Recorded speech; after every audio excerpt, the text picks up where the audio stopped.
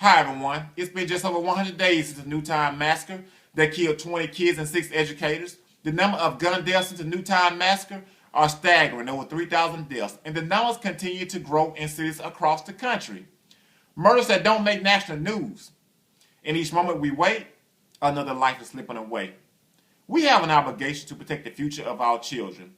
We have an obligation to do whatever is necessary to save as many lives as possible.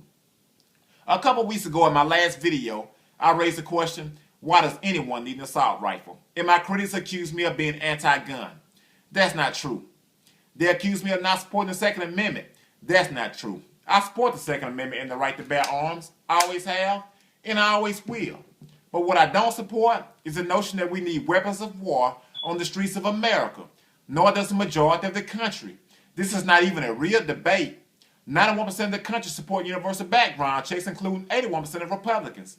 91% of the country support keeping guns out of the hands of criminals and the dangerously mentally ill. The NRA members support universal background checks. These are non-controversial measures that will save lives while supporting the Second Amendment. Now, government alone will not solve all of our problems. I understand that. You can't legislate goodwill. Only parents can do that. You can't teach a boy to be a man. Only fatherhood can do that.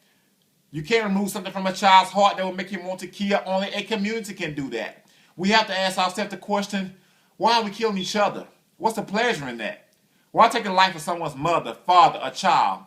That breaks hearts. What's the pleasure in that?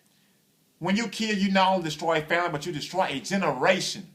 The kid you killed is a child of God that was put on this earth to do amazing things, potentially even save lives, maybe even yours. We live in a challenging world with deadly diseases. Maybe he was destined to cure cancer and solve some of the world's toughest problems. Or maybe you are an athlete. What a nice jump shot. Maybe the kid was destined to be the next NBA scout, to discover your talent when no one else would.